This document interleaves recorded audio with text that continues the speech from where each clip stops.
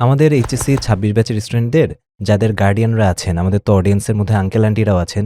So তাদের প্রতি তোমার অ্যাডভাইস কি থাকবে যে অ্যাকচুয়ালি তারা কিভাবে বেস্ট ওয়েতে নিজেদের যে স্টুডেন্ট তাদের জন্য হচ্ছে যে সাপোর্টিভ হতে পারে?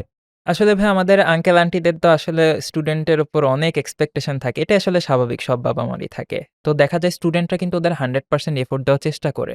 বাট সবার তো আসলে সব দিন সমান যায় না। কখনো ভালো হবে, কখনো একটু খারাপ হবে, মন মতো হবে না। এটা আসলে স্বাভাবিক। তো এতে আসলে ভেঙে পড়ার কোনো প্রয়োজন নাই। বরঞ্চ আমাদের আঙ্কেল আন্টিদের প্রতি এটাই রিকোয়েস্ট থাকবে যে উনারা যেন স্টুডেন্টদের একটু মেন্টাল সাপোর্টটা দেন।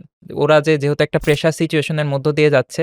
সো আঙ্কেল আন্টিরা যদি ওদেরকে সেভাবে একটু হেল্প করেন বা মানসিকভাবে একটু সাহস যোগান, ওদেরকে সবসময় একটু আশা সঞ্চার করেন, তাহলে কিন্তু এটা ওদের জন্য ভালো হয়। দেখা যায় যে এটা যদি কন্টিনিউ করা যায়, স্টুডেন্টরা মেন্টালি অনেক বেশি বুস্ট আপ হয় এবং এক্সাম হলেও কিন্তু ওরা ওদের বেস্ট আউটপুটটা দিতে পারে আসলে।